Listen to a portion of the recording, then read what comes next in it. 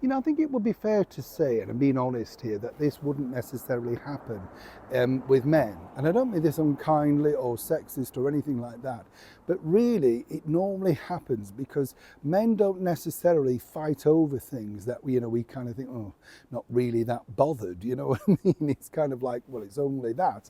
And at some point, I suppose we believe it will come our way.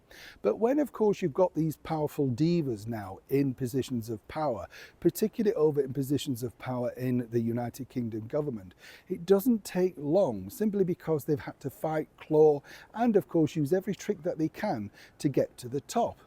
Now, this is possibly worthy of a soap opera plot. As ever, let me explain. Hi, how are you? You all right? Thank you so much for your time today. And as ever, thank you for supporting the videos. I'm glad you enjoyed the search for Mr. England. It seems that a lot of you ladies out there have a hidden hunk. Yes, if you haven't seen it, there's still time to sign up, boys. Yeah, I know, can you?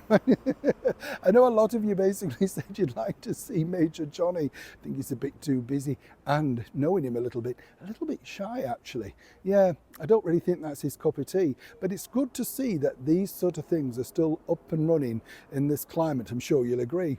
Now, what I find fascinating about this particular story, I do find incredible. As I said, this is not a sexist remark or whatever. It's simply about how things operate, because women are always pitted against each other.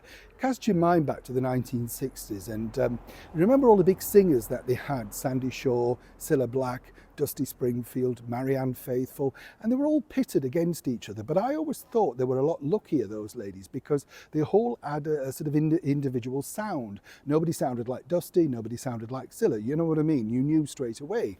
Now, over in 10 Downing Street, there's a battle going on between, well, not just one, but quite a few ladies, in fact. But the two main ringleaders are this lady, Rachel Reeves, currently our Chancellor of the Exchequer, and our Deputy Prime Minister, Angela Rayner. Both feel they're style icons.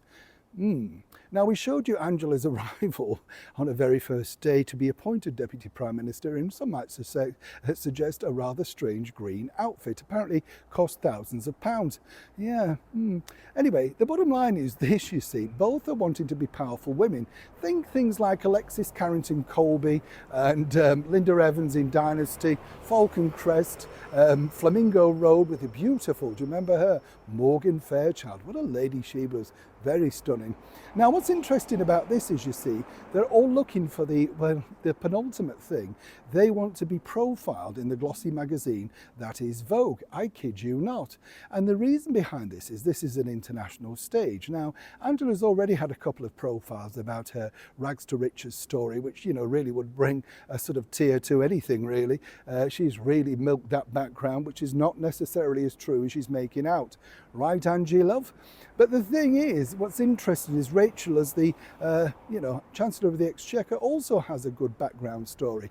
And according to a source down Downing Street, they're both fighting to see who can get this profile first, because they think this will put them on a footing and all of that. Now, where I find this odd is, you know, the sort of people that literally they are trying to appeal to, the voter, simply wouldn't be buying Vogue. This is a vanity project. It's nothing to do with the voters at all. And again, this is where narcissism, power-hungry people getting into positions, they forget why they've been elected there, they forget the role that we're going to put in, and their slogan at the time was "Vote for Change." The only change I can see is that you've got two women basically catfighting it out, hoping that one of them is going to get into the glossy first. Now, with talons at the ready, and looking at these pictures, I'll throw it back to you. Who do you think is going to get it first? And it's all down to one person in the end. That's right, this lady. Yes, the fearsome editor. Who do you think she'll crumble for? Neil Sean in the very heart of London.